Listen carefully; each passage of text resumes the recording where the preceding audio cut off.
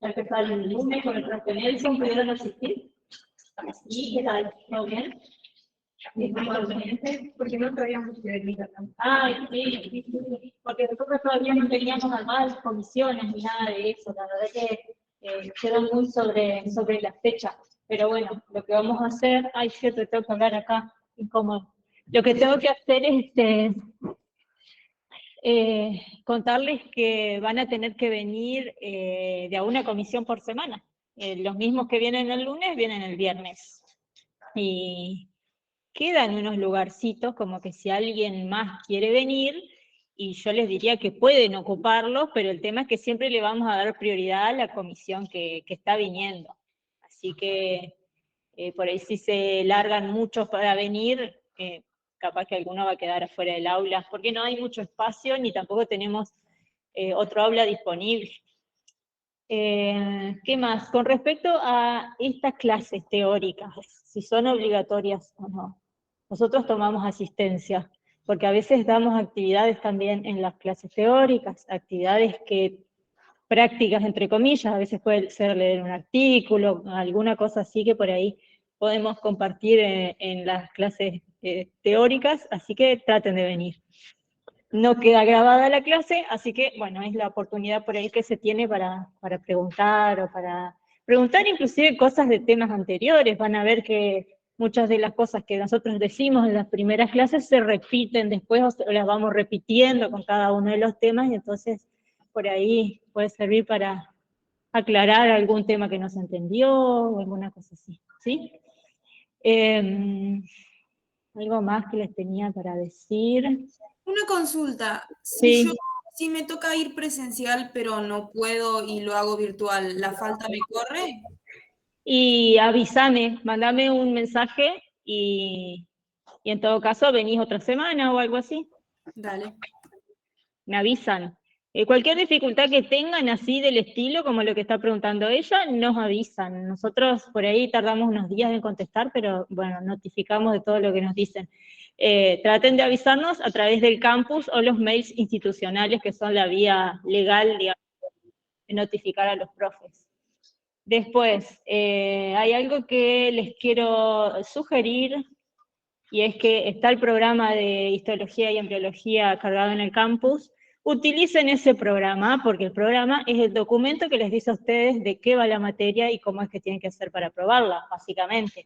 Ahí están todos los contenidos, la bibliografía, las cosas mínimas que tienen que ser para aprobar, cuánto de asistencia, cuántos parciales son, etcétera, etcétera. Así que ténganlo en cuenta no solamente para esta materia, sino para todas las materias. Es decir, cuando yo empiezo a cursar una materia, es una buena práctica o una buena costumbre imprimir el programa, ir escribiendo los temas que ya van, se los va viendo los teóricos o en los prácticos para después tener una guía, ¿no? Vieron que no siempre todo lo que está en el programa después finalmente se puede dictar, es una guía, digamos, y ténganlo muy en cuenta. Lo mismo para algún reclamo, supónganse que le dicen al profe, este tema no está en el programa, o profe, este tema tal cosa, o tal otra. Siempre es un documento que tenemos, una especie de contrato entre ustedes y nosotros de lo que va la materia. Así que tengan en cuenta o adquieran esa costumbre por ahí de mirar los programas. De todos modos, si ustedes tienen dudas con respecto de algo de la promoción, que no es promoción, es regularización en este caso, o cómo son los finales, etcétera, etcétera, nos van preguntando a lo largo del cursado. Quiero terminar con todos estos avisos para después empezar la clase propiamente dicha. Después hubo muchas preguntas con respecto a las comisiones.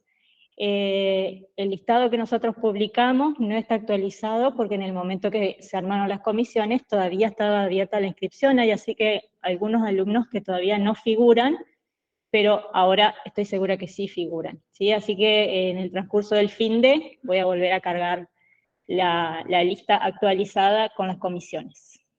Con respecto a los cambios de comisión, también hubo varias preguntas, porque hay gente que por cuestiones laborales, por ejemplo, no puede asistir a una determinada comisión y pide el cambio de comisión. Eso lo charlamos con los jefes de trabajos prácticos, porque hay por ahí mucha gente que se quiere cambiar a la comisión de los viernes, por ejemplo, y la profe de la comisión de los viernes tiene un aula re chiquitita, entonces no se va a poder, ¿sí? Vamos a dar prioridad siempre a los que sean por cuestiones laborales, así que los que tienen esa, o los que están en esa situación, por favor tráiganse algún certificado del trabajo, y entonces les podemos dar prioridad a las personas, ¿sí? Y escríbanos esas situaciones, escríbanos de vuelta todos los que necesitan cambiarse de comisión con su, en el caso de que sea por cuestiones laborales, con un certificado del trabajo, y nosotros ahí vamos viendo si se puede hacer, ¿sí? Con respecto a los libros, ¿les habló John Nelson? El Junqueira es un libro que se usa mucho históricamente en esta cátedra. Muchos de los profes tienen el Junqueira y utilizan este libro. A mí también me gusta mucho el Ross. Por ahí si alguno tiene algún amigo, algún familiar que ha estudiado otra carrera y por ahí consigue otro libro de histología, van a ver que las cuestiones muy básicas son fundamentalmente las mismas. Así que si consiguen otro libro de histología, también va a estar bien el Génesis, algún otro libro. Por lo general, nosotros de cada tema que damos, les dejamos en el campus esa unidad de algún libro, pero bueno, si llegan a conseguir algún otro libro que no es ni el Junqueira ni el Ross, también está bien, ¿sí? Y con respecto a la parte de embrio, el libro es el Génesis. ¿Génesis? No. Ay, ¿cómo se llama? Lo tenía en la mochila hasta hace un rato. Bueno, hay uno que es un libro de HIP, que es un libro chiquitito que a mí me gusta un montón, que es barato y que se entiende muy bien, así, HIP, en biología humana. Ese lo pueden fácil, y si no, el otro libro que ahora no me voy que está sugerido también en la bibliografía. De todos modos, les vamos a cargar en los capítulos que sean correspondientes.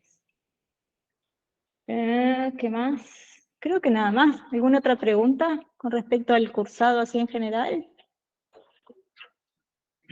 Saben, ¿no? Que los teóricos, los prácticos son obligatorios y que los trabajos que piden los jefes de trabajos prácticos son obligatorios, es decir, tienen que aprobarlos porque es lo que les da la regularidad también. Así que atenti con eso, porque por ahí alguno se duerme y no aprueba más de 2 trabajos prácticos y después viene el llanto cuando termina el cuatrimestre.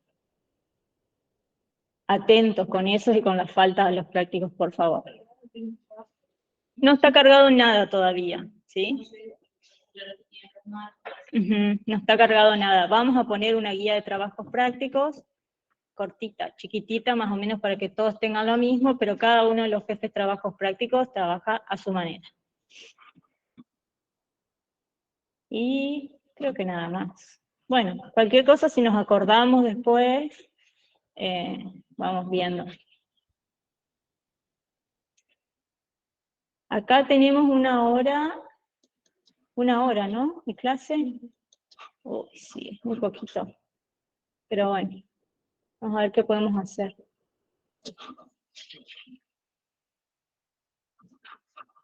A ver, esta sí es la que yo pienso.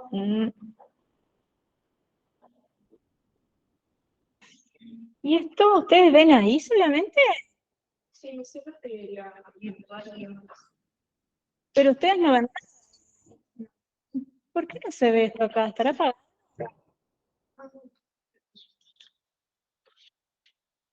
Perdón, no me había acordado de eso. Ahí prendió, creo. Está. Debería arrancar.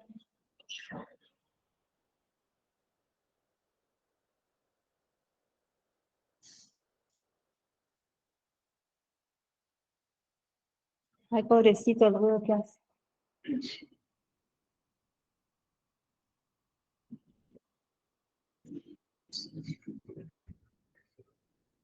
¿Ven ahí más o menos? Sí, sí. Bueno. Si no pagamos, no. No van a ver nada para escribir. Esto sí, lo subimos al campus, a todo. Algo con respecto a estas presentaciones, ¿no? Algunas presentaciones vieron que tienen muchísimo texto y es como el capítulo copiado más o menos del libro. Y hay otros que no tienen prácticamente nada, ¿no? Entonces, la presentación es una guía, digamos, de cómo fue transcurriendo la clase, pero inclusive la manera en que uno aprende un determinado tema es distinto para todos. Es decir, yo lo presento así ahora porque en el momento que lo leí lo estructuré de esa forma, pero cada cual, bueno, se va organizando.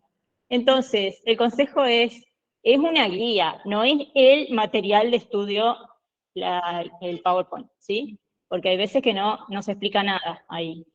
Bueno, capaz que está de más que lo diga o no, pero bueno, lo aclaro por las dudas, porque después dicen, no, porque el PowerPoint eso no estaba, pero capaz que se dijo igual.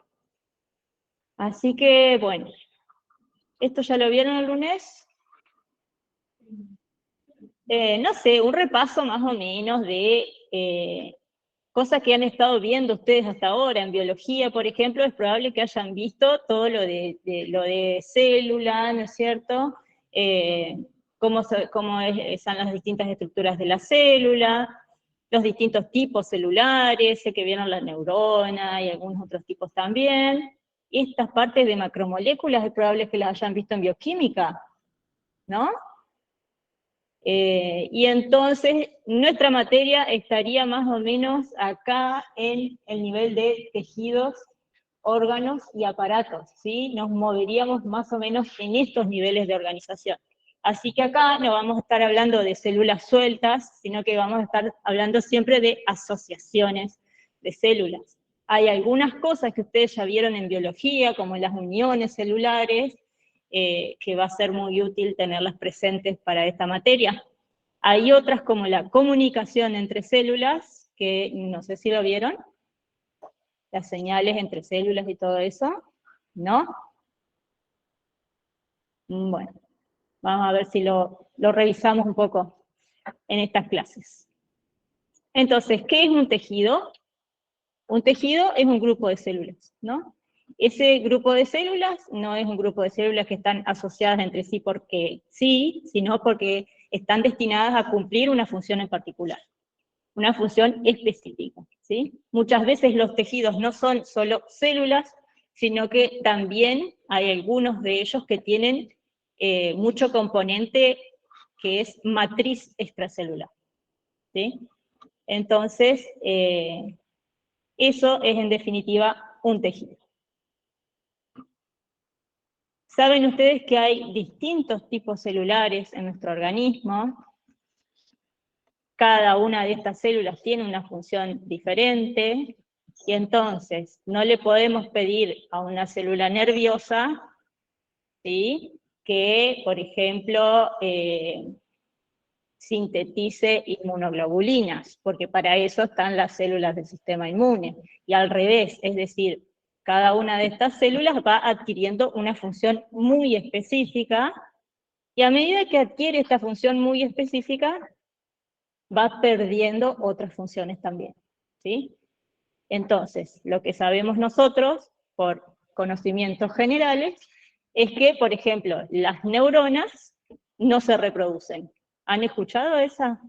No se reproducen. No se reproducen porque en ese camino que fueron tomando para adquirir esa especialización, fueron perdiendo la capacidad de dividirse, ¿sí? Imaginen que para una célula nerviosa que tiene ese axón tan largo y esa forma tan particular, es muy difícil partirse en dos y formar otras dos células nerviosas, ¿sí?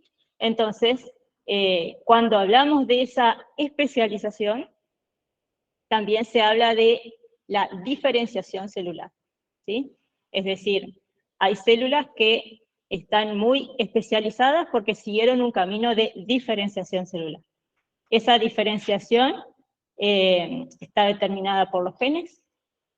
Hay genes que se van apagando y encendiendo de acuerdo a la necesidad. Y esa diferenciación se va adquiriendo también a lo largo del desarrollo del organismo, ¿no? Durante la etapa embrionaria y todo eso. ¿Sí? Vamos a verlo ahora en un ratito. Entonces, fíjense que acá, en esta imagen, tenemos una célula que es como redondeada en el medio, ¿sí? Bien redondita, con el núcleo muy grande, que ahí no parece que tenga ninguna función en específica, ¿no? Se supone que esta debe ser una especie de célula madre o una especie de célula totipotencial, se les dice, ¿no? Es una célula que no tiene una función en específico, pero que tiene el potencial de generar alguna de estas otras, ¿sí? Entonces fíjense que a medida que se diferencia va cambiando la forma. Esta célula sí se puede dividir muchas veces, estas células que están acá probablemente no, las que ya están muy diferenciadas, ¿sí? ¿Se entiende entonces que es una célula diferenciada? Ay, no sé para dónde ir con esto. Ahí está. Entonces, bueno, ahí está más o menos lo que yo dije.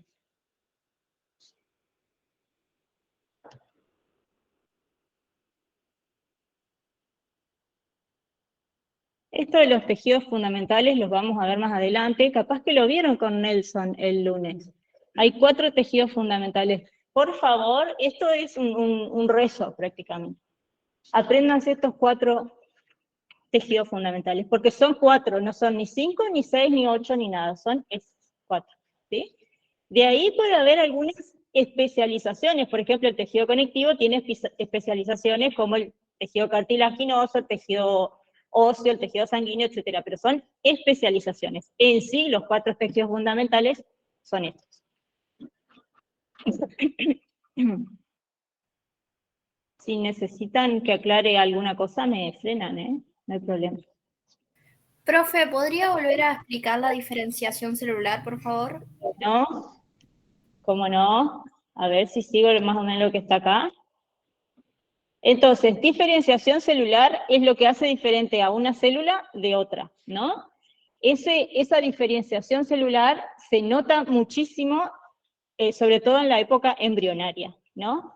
Porque en la época embrionaria, fíjense que de una célula, que es el cigoto, que es la unión del ovocito y el espermatozoide, que es una célula redondeada, medio parecida a esa que estaba ahí en la imagen, se generan todos los otros tipos celulares, ¿sí? Entonces, para pasar de ese huevo cigoto a esas células tan especializadas, se recorre un camino de diferenciación. Esta especialización es gradual, no es que pasás de la célula redondita a la neurona así instantáneamente, sino que tiene como distintos estadios. Lo vamos a ir viendo en esta parte de embrio. ¿Sí? Entonces, cuando sucede la diferenciación celular, hay partes del genoma o genes que se encienden y partes del genoma que se desactivan. En sí, todas las células tienen el mismo genoma. Es decir, no duden ni por un segundo de decir, todas las células nuestras tienen los mismos genes, los mismos 46 cromosomas, mismo todo, ¿sí? La única diferencia que hay entre el genoma de uno y el genoma de otro es qué regiones de ese genoma están activas y qué regiones están inactivas, ¿sí? Porque el genoma tiene ese potencial de encender y apagar distintas regiones, ¿sí? Esto tiene que ver también con distintas situaciones de la vida cotidiana o situaciones fisiológicas. No son los mismos genes los que tenemos funcionando cuando estamos comiendo tranquilos en nuestra casa que cuando estamos en un examen con muchos nervios, unas ganas tremendas de salir corriendo, ¿sí? Entonces no es lo mismo, ¿sí? En el caso del estrés máximo es como que se activa toda una cuestión de escape, más que nada, de mucho nervio y mucho eso. Y en el caso de que uno esté relajado, capaz que comiendo se activan todos los genes que tienen que ver con las enzimas digestivas, etcétera, ¿no? Entonces, no es que solamente las regiones del genoma se activan y se desactivan para la diferenciación celular, sino también para cada momento por el que pasa una célula, ¿sí? Pero siempre es el genoma el mismo, ¿sí? Eso es, lo importante de acá es aclarar que el genoma en todas las células es igual.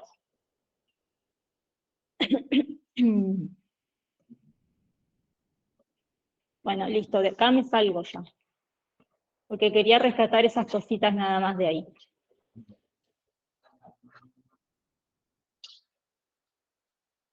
De acá, esta parte, mitosis, ¿se acuerdan? ¿Vieron la división celular en biología? La mitosis es un tipo de división celular que permite, digamos, la multiplicación de las células. Y todas las células que se obtienen son genéticamente iguales, son idénticas. La diferencia que hay con la meiosis, ¿cuál sería? ¿Alguien se acuerda? Los resultados son 4 células y tienen la mitad de diferencia. Exacto, la meiosis es un tipo de división celular que se reduce a la mitad la dotación genética, ¿no? Y la meiosis es solamente para las células germinales, es decir, solamente para las células que van a ser ovocitos y espermatozoides, ¿sí? ¿Por qué creen que tiene que reducirse la información a la mitad en los ovocitos?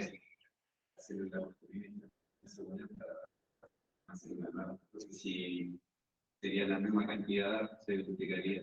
Entonces la mitad para volver a hacer un 36. ¿Entienden lo que él dice? Se reduce para que cuando suceda la fecundación, en el caso de suceder, se restablece ese número cromosómico normal. Si no, a lo largo de las generaciones hubiésemos tenido cada vez más ADN, ya prácticamente seríamos puro ADN, o no sé. Entonces, la diferencia entre la mitosis y la meiosis es que en la mitosis se obtienen dos células iguales, en la meiosis se obtienen células con la mitad de la dotación cromosómica y se obtienen, en teoría, 4. ¿Sí? Antes de empezar a hablar de todo lo que es embriología, repaso estas cuestiones para que las tengan en cuenta. Porque yo después voy a hablar de mitosis y meiosis sin aclarar mucho y asumiendo que ustedes ya lo vieron este tema, ¿sí? Y antes de hablar de embriología, vamos a hablar un poco de la fecundación, ¿no? Que es el primer paso para que se genere el organismo o el individuo nuevo. Para que suceda la fecundación tiene que haber ovocitos y espermatozoides. En el caso de los espermatozoides, la generación de espermatozoides se llama espermatogénesis, y en el caso de los ovocitos se llama ovogénesis. Con algunos libros dice ovogénesis con dos O. Hay mucha diferencia entre la espermatogénesis y la ovogénesis. Porque, a ver si tengo algún otro dibujo. Porque en el caso de la espermatogénesis, es decir, la generación de los espermatozoides, sucede en el testículo, sucede en unas especies de canales que se llaman conductos seminíferos. Si tenemos más tiempo vamos a hablar de la histología en sí y de cómo se generan los espermatozoides. Por ahora quiero remarcar las diferencias entre cómo se generan los espermatozoides y cómo se generan los ovocitos. Esta generación de los espermatozoides comienza en la pubertad, ¿sí? Por influencia hormonal, y no se detiene, ¿sí? Es decir, una vez que un hombre comienza la producción de espermatozoides, eso no se detiene en ningún momento, ¿sí?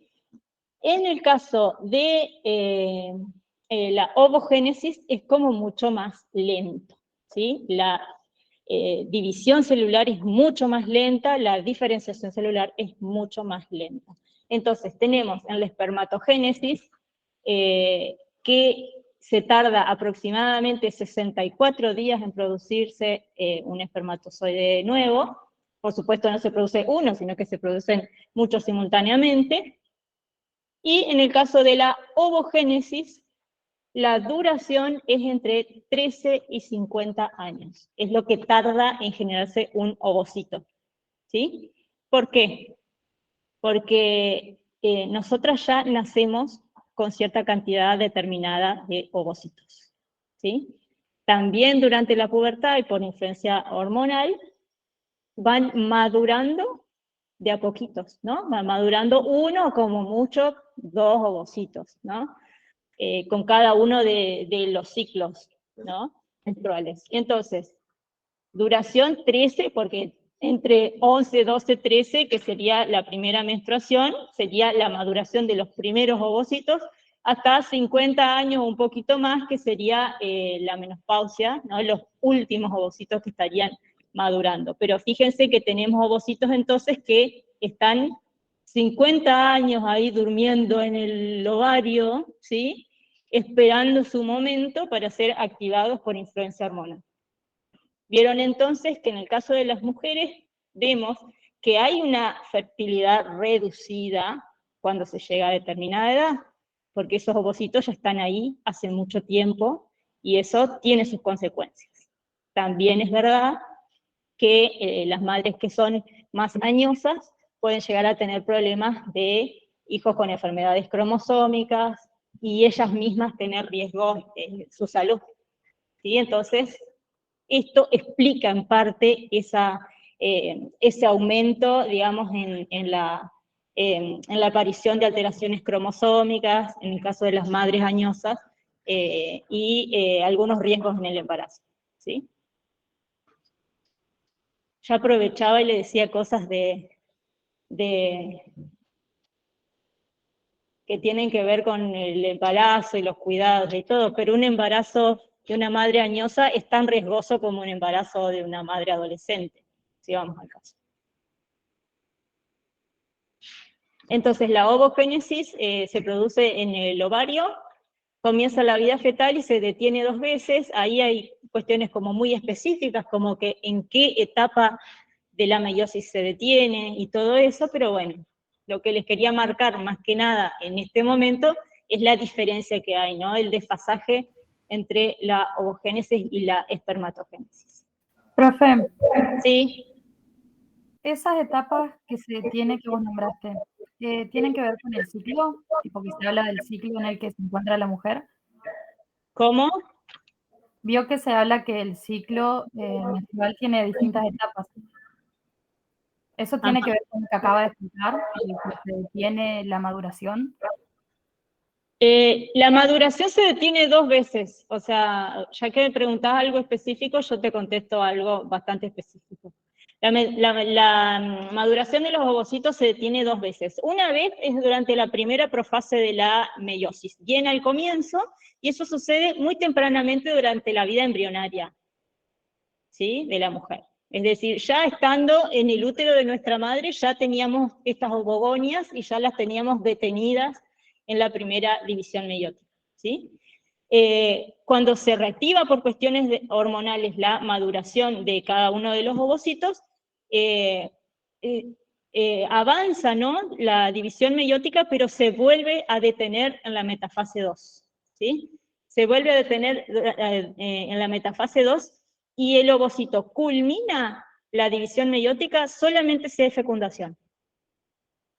Si no hay fecundación, vieron que cuando pasa un día se pierde el ovocito, ya directamente al no ser fecundado se pierde, pero queda detenido en la metafase 2. No termina nunca su meiosis si no es fecundado. ¿Sí? Muchas gracias. De nada. No sé si era eso lo que me preguntaste o me fui para cualquier lado. Ok. Y acá hay otras aclaraciones, ¿no? Por ejemplo, que en realidad la ovogénesis no produce 4 células viables, sino una, porque algunos de esas que se van dividiendo se forman como corpúsculos polares, se llaman, que son como unos ovocitos que después no maduran y se pierden directamente, ¿sí? Pero bueno. Más que nada, todo esto era para mostrarles a ustedes la diferencia entre la ovogénesis y la espermatogénesis. Supongo que este cuadro será un buen resumen de todo esto que se habló acá.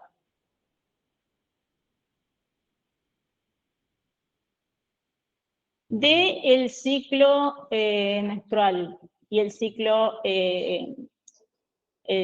ovárico y el ciclo uterino sería. ¿Tienen idea de algo? ¿No? Tengo miedo de no tener tiempo, son tan cortas estas clases, yo las pensaba para 2 horas, sinceramente. Esto es probable que lo retomemos cuando veamos genital masculino y femenino. Lo que les quiero contar ahora es que la fecundación no sucede en cualquier momento del ciclo de la mujer, ¿no? Y que acompañado a la ovulación hay cambios también a nivel del útero. Es decir, en el momento que sucede la ovulación, en el día 14 aproximadamente del ciclo menstrual, también han sucedido cambios en el útero. Ese útero está como preparado para recibir a ese cigoto en el caso de que haya la fecundación, ¿sí? A ese embrión.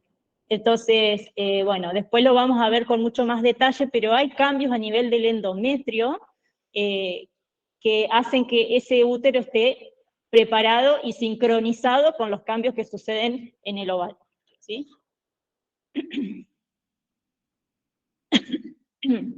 La fecundación, entonces, es el encuentro del ovocito y el espermatozoide, ¿sí? Ese encuentro sucede en el tercio distal de la trompa de Falopio. Si se imaginan o tienen idea, tendría que haber puesto, ¿no?, una imagen de los órganos femeninos, ahí está. El tercio distal de la trompa de Falopio es la parte, ¿no?, que está más cerca del ovario, ¿no? Se supone que este ovocito que madura, que es eliminado en la ovulación, sale del ovario, es captado por unas especies de dedos que tiene al final la trompa de Falopio, y es arrastrado y llevado, ¿no?, hacia el útero, ¿no? Sigue este camino hacia el útero, supuestamente. Es ayudado también por ciertas características histológicas que tiene la trompa, ¿no?, que va arrastrándolo. Y se supone que los espermatozoides van para el otro lado y ahí en algún momento se encuentran, y ese encuentro es por lo general en el tercio distal de la trompa de Falopio, ¿sí?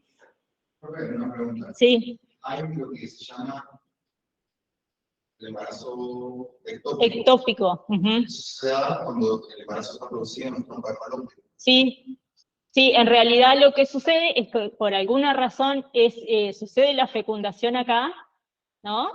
Y por alguna razón ese camino que hacen hacia el útero no se realiza. A veces puede ser porque la misma trompa esté obstruida por alguna razón, ¿viste? Algo así. Y entonces, ¿qué hace ese embrión? Se implanta en la trompa de Falopio.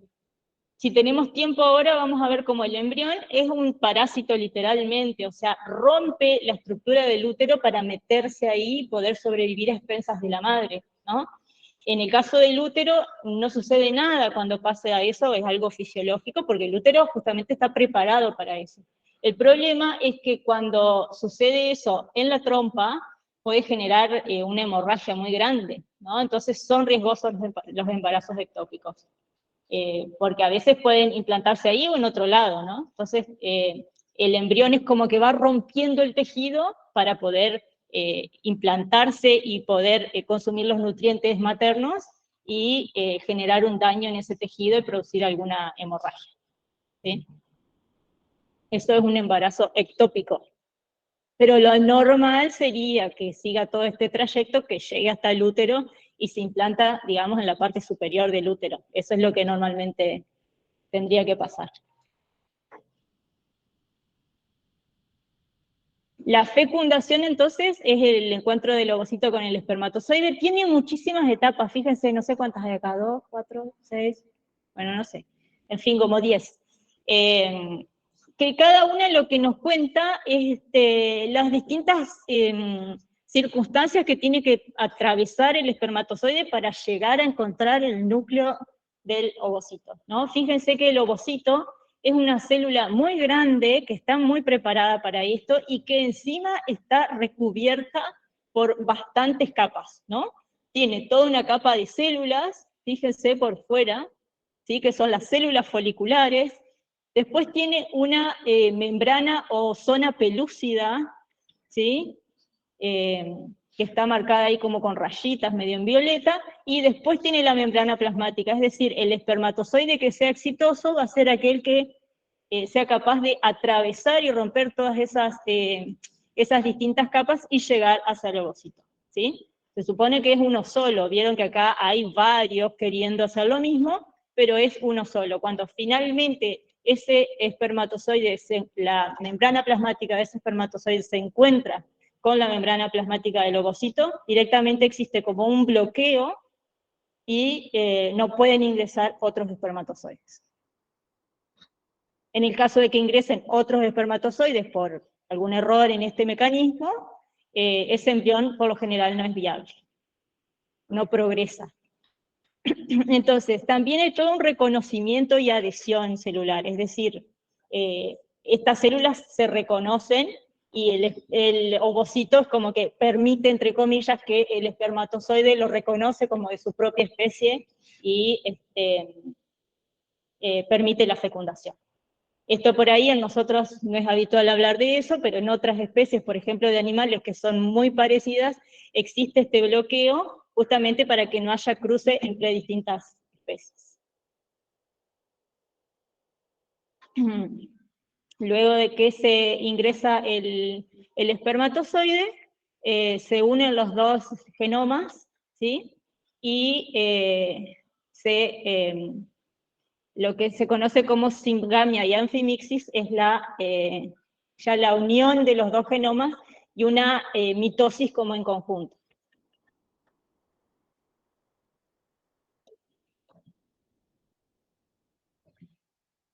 Bien. Otra cosa que sucede también, que es muy interesante, es que el espermatozoide necesita, desde que abandona el testículo hasta que llega a su destino, una serie de cambios. Algunos de esos cambios suceden en el trayecto mismo adentro de los genitales masculinos, y hay otros que suceden en el tracto femenino. Este tracto femenino tiene un pH y un entorno químico muy particular que hacen que estos espermatozoides terminen de madurar, ¿sí? Existe entonces como una hiperactivación cuando los espermatozoides se encuentran en este microambiente del tracto genital femenino.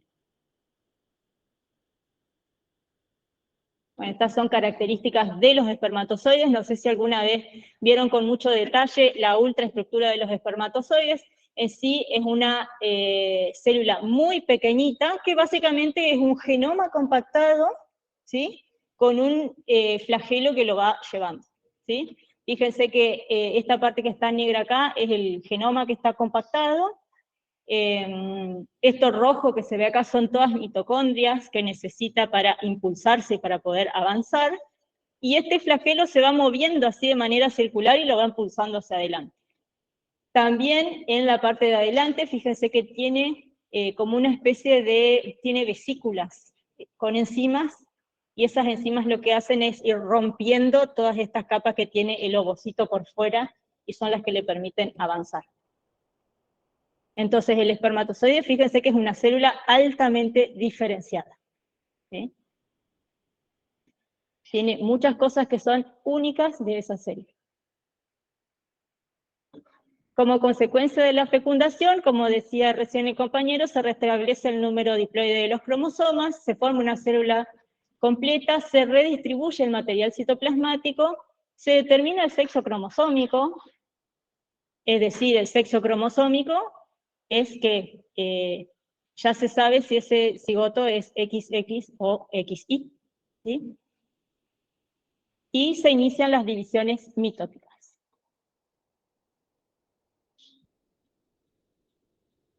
¿Estamos hasta acá? Ay, chicos, esto va tan rápido, capaz que necesitan alguna aclaración, o hay muchos de estos términos que... Yo por ahí pido paciencia con embriología, porque, bueno, con toda la carrera en general, pero embriología tiene terminología que es re propia de embriología, y que capaz que no la van a usar más adelante, pero bueno, van a aparecer por ahí un montón de términos que, bueno, conviene por ahí prestarles un poquito de atención.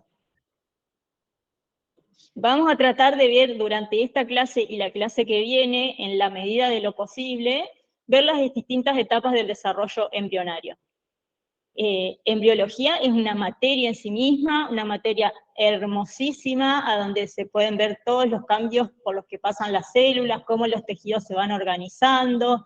También embriología incluye toda la cuestión de las malformaciones, o qué se genera cuando alguno de esos tejidos no se forma del todo bien.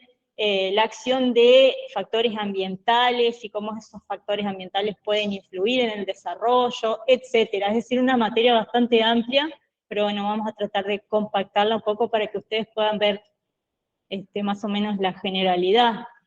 En sí, lo que vamos a ver ahora son las distintas etapas del desarrollo. Muchos de los autores de Embrio describen, así como en grandes etapas del desarrollo. Hay un periodo preembrionario, que son las primeras 3 semanas.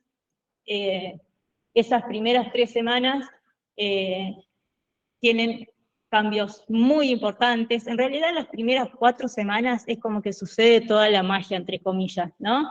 Después de la 4ª semana, más que nada lo que sucede es crecimiento, y a esas formas o a esos órganos que se están formando, terminar de formarlos. Pero en sí, para la 4ª semana ya están todos los órganos formados, ¿sí?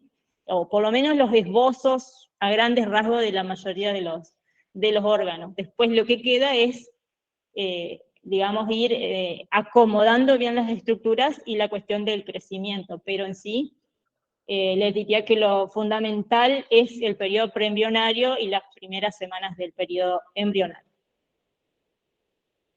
Entonces, durante el periodo preembrionario, el primer día vemos la fecundación, que es lo que ya vimos recién, la segmentación, que son todas divisiones mitóticas por las que pasa esta primera célula. Después, cavitación y gastrulación, vamos a ver ahora en un ratito de qué se trata. Durante el periodo embrionario, que va de la semana 4 a la 8, lo que sucede es el plegamiento y la aparición, donde dice histogénesis, es la aparición de todos los tejidos, y donde dice organogénesis, es la aparición de la mayoría de los órganos. Morfogénesis es darle forma a esas estructuras, ¿sí? Entonces, todo eso sucede ahí, y desde la 9ª semana de gestación hasta el nacimiento, lo que predomina es el crecimiento, más que nada, ¿sí? También esto se corresponde con ciertos momentos o también etapas donde el embrión es muy susceptible de cualquier factor externo. Capaz que ustedes escucharon de alguna embarazada cercana o alguna familiar que hasta los 3 meses le dicen que ese embarazo no está como, digamos, bien establecido, ¿no? Pero en realidad dentro de esos 3 meses podríamos decir que la semana 3, la 4 y la 5, y depende qué tejido, son donde existe una máxima susceptibilidad ante los factores externos. Porque es el momento donde se están formando todos los órganos o tejidos, es decir, que cualquier cambio, supónganse, en la temperatura o en alguna otra cuestión, algún fármaco que pueda consumir la madre, o mismo alguna cuestión azarosa, digamos, un tipo de célula que tenía que migrar hacia algún lado y no lo hizo, listo, eso puede generar que todo el embrión no pueda desarrollarse. Muchas veces cuando sucede en esas etapas tan tempranas, el embrión se pierde y la mujer quizá no se entera de que estuvo embarazada. Muchos de estos embriones se pierden tempranamente y la mujer no se entera porque sucede poquitos días y después ya tiene como una pérdida y lo asocia como que si fuese una menstruación y listo, pasa, ¿sí? Entonces, ese periodo embrionario es bien esas primeras semanas luego de la fecundación. Si tenemos tiempo también vamos a ver esos distintos factores que pueden influir. Yo les di un ejemplo, un cambio de temperatura, por decirles que la madre tenga mucha fiebre, ya es un factor medioambiental inmanejable para la persona en ese momento y muy de mucho impacto para el desarrollo.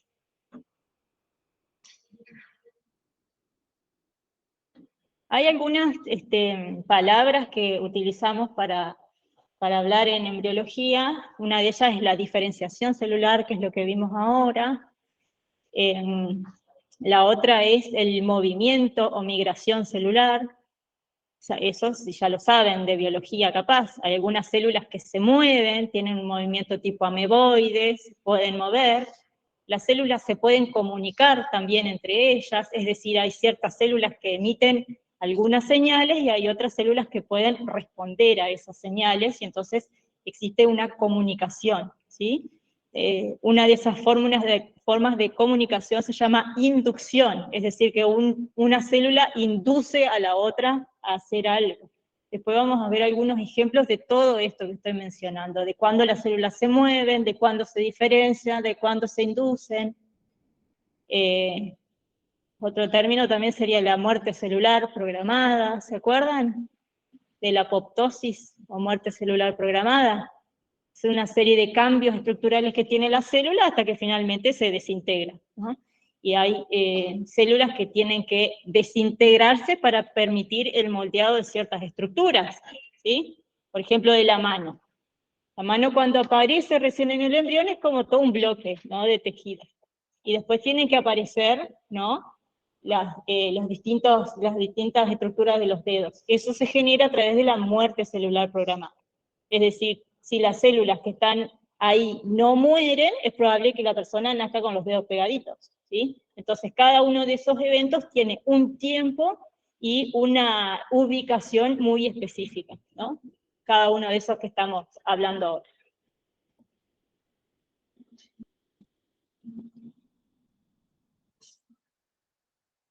Bueno. Ay, no, chicos, estoy en el horno. Primera semana es todo esto que está acá, parece un montón, es un montón, pero lo que sucede entonces el día 1 es la fertilización y el primer clivaje o división celular. No sé si se llega a ver acá, ¿no? Pero primer clivaje, esta célula, cigoto es una sola célula por ahora. Cuando sucede la primera división celular se forman 2 células. ¿Sí? Entonces, para el segundo día tenemos 2 células. Entre los días 3 y 4, acá tenemos 4 células, es decir, esto se vuelve a dividir, después se vuelve a dividir otra vez, y así sucesivamente.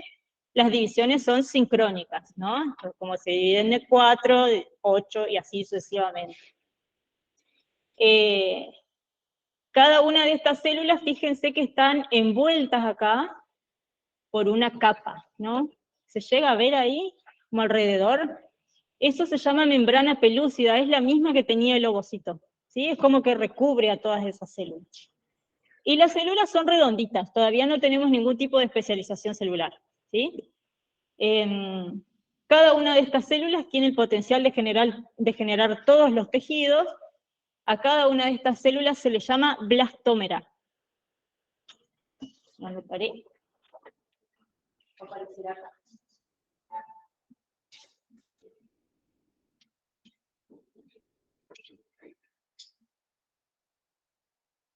Esas blastómeras, si yo saco una, por ejemplo, de uno de esos embriones, puedo generar un individuo completo. ¿Sí? Así es que más o menos se generan los gemelos. ¿Sí? Cuando hay una división acá, supónganse en alguno de estos estadios donde están estas blastómeras, ¿sí?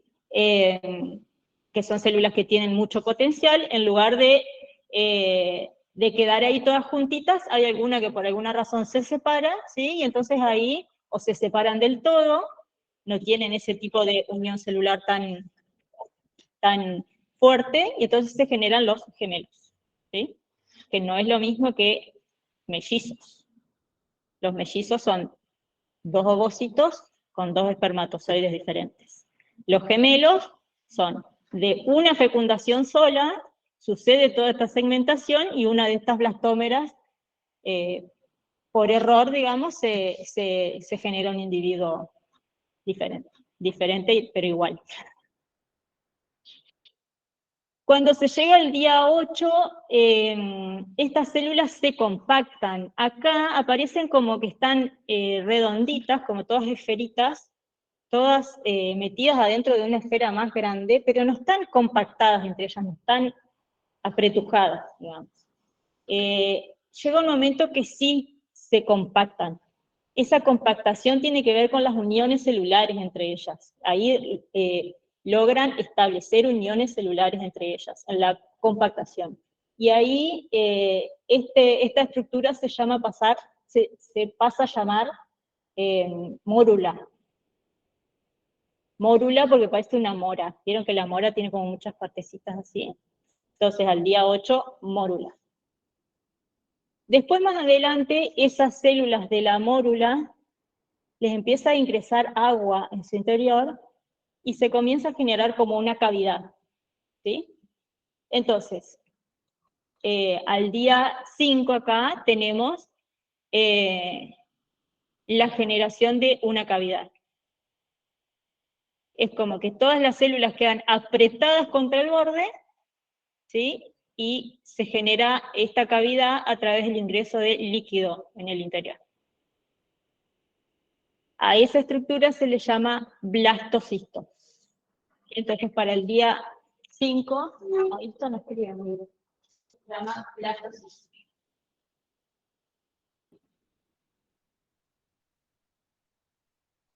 Yo me quedé en esta imagen y capaz que tengo alguna más linda por ahí. A ver. Ay, sí, miren, acá estaba lo de segmentación, lo del blastocisto. Bueno, esta es la estructura del blastocisto. Pasamos de todo esto acá que está como una mora, ¿no? La mórula, todas las células así, hasta que les empieza a ingresar líquido, es como que se van apelmazando unas contra un borde y las otras no. Entonces, la estructura que queda, o blastocisto, es como una especie de esfera hueca, acá adentro hay líquido, ¿no? A esta cavidad se le llama blastocele, y ya acá vemos la primera diferenciación celular. Es decir, hay células que fíjense que son como más aplastadas, que son estas, ¿sí? Que están alrededor del blastocele, que a eso se le llama trofoblasto, ¿sí? Y hay otras células que son como más, cuadraditas, fíjense, que se llaman embrioblasto o macizo celular interno. Esta estructura acá del embrioblasto macizo celular interno es lo que después va a ser el embrión. Y todo esto que lo recubre, que se llama trofoblasto, es lo que después va a ser la envoltura del embrión y la placenta, ¿sí? Entonces ya acá vemos como una división del trabajo, una primera diferenciación celular. Están estas que van a ser el embrión y están estas que van a formar lo que se denomina como anexos extraembrionarios, es decir, estructuras que no forman parte del embrión, pero que ayudan a su protección y a su nutrición, como la placenta. En este momento, cuando se forma esta estructura, va arribando este blastocisto al útero. Normalmente se implanta en la parte superior y atrás, pero a veces se puede implantar también en otros lados. Lo que hace es ubicarse con esta región del embrioblasto, o polo embrionario, hacia el útero, ¿sí? Esta región de acá queda en contacto con la pared del útero. Esa pared del útero, fíjense que en el siguiente paso, es como invadida por las células del trofoblasto. De a poquito va a través de distintas enzimas que tiene, disgregando, rompiendo acá la estructura del endometrio, y se va introduciendo el embrión para poder nutrirse, ¿no? Porque fíjense que este embrión ya es bastante grande, y entonces necesita de nutrición externa. No le alcanza con lo que hay alrededor, sino que necesita nutrir esta célula. A su vez, estas células se van dividiendo cada vez más. A ver, acá donde estábamos. Esto sucede acá. Día 6, 7, 8, 9. ¿Sí? Fíjense que en el día 6, 7 se pierde esta envoltura o lámina pelúcida, y eso permite que este embrión pueda implantarse. ¿sí? Pero vieron que siempre se implanta con el macizo celular interno para el lado del útero.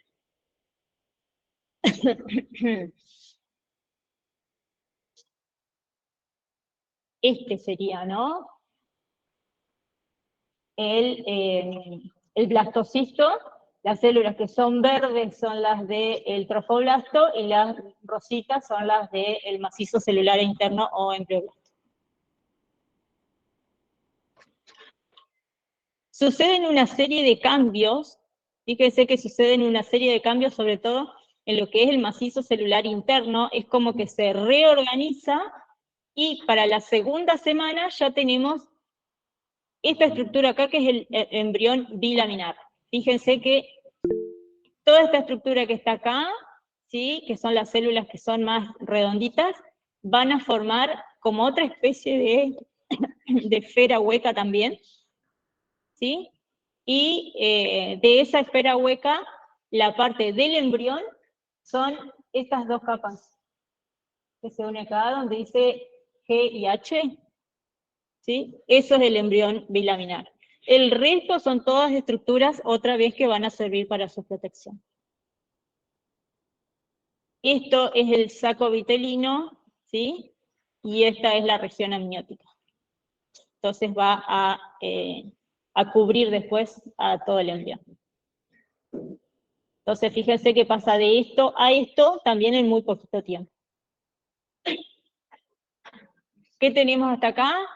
La fecundación, la segmentación, se forma el macizo celular interno y se forma el trofoblasto. El trofoblasto sufre ciertos cambios y el macizo celular interno también, ¿sí?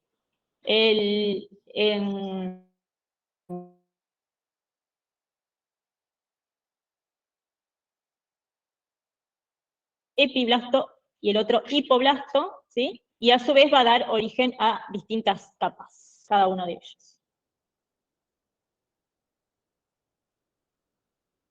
Entonces, en la primera semana está el blastocisto, en la segunda semana el embrión bilaminar, en la tercera semana, que es lo que vamos a intentar mostrar ahora, el embrión es trilaminar.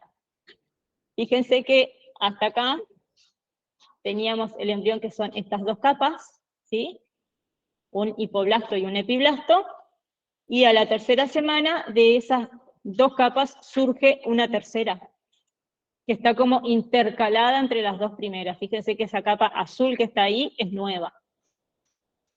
También todo lo que está alrededor es nuevo, porque acá ya el embrión logró introducirse plenamente adentro del útero. Fíjense que esta estructura es como más acorazada, más fuerte, y alrededor tiene ya estas especies de lagunas que están formadas, que están con rojo, se llaman lagunas, y es la formación de la placenta. Esas lagunas están bañadas por sangre materna, que le va llegando al embrión, para nutrirlo, ¿sí? Entonces, la tercera semana, 3 capas.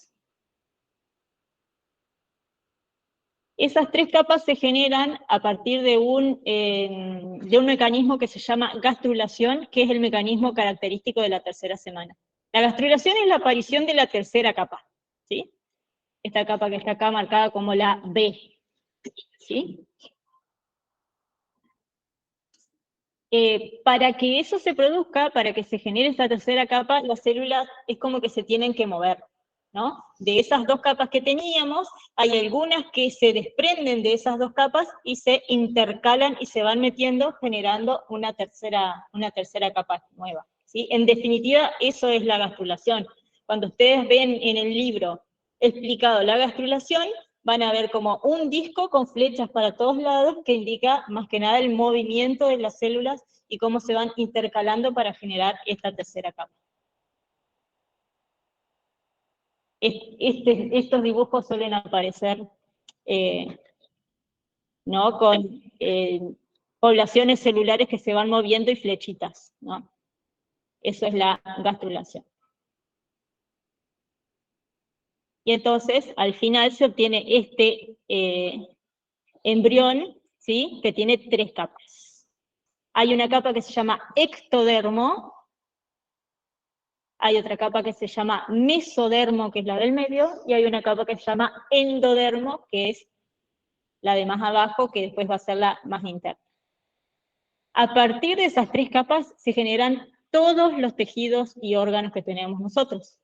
Así que estos primeros movimientos de la gastrulación, esto de la primera y la segunda semana, ustedes dicen que tendrán que ver con lo que estamos estudiando. Ya se están generando de a poquito todas las células que van a dar origen a todos nuestros tejidos y órganos, ¿sí? Es decir, estas células del ectodermo no tienen el mismo potencial que tienen las del endodermo. Ya cada cual está siguiendo su camino de diferenciación.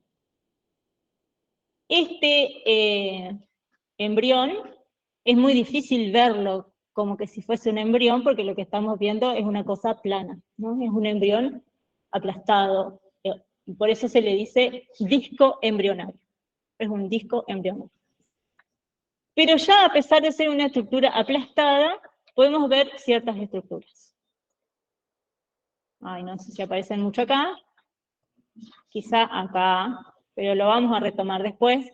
Ya tiene una línea media, ya tiene una región cefálica, que sería la parte de la cabeza, ya tiene una región caudal, que va a ser la parte inferior, ¿sí? Es decir, hay ciertas regiones o territorios que se van configurando, inclusive cuando pasaron tan poquitos días desde la fecundación. Entonces, este es el embrión. Acá fíjense que todo lo azul dice amnios, ¿sí? Es todo lo que va a ser después la envoltura amniótica y lo que va a formar el líquido amniótico. Y la parte de abajo es el saco vitelino, que es una estructura que después en la 4ª semana tiende a desaparecer.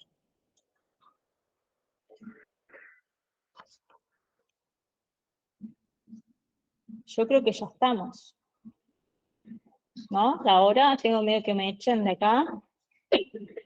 Pero bueno, les cuento qué va a seguir la siguiente clase. Nelson es probable que siga hablando de tejido conectivo y yo es probable que siga hablando de embriología.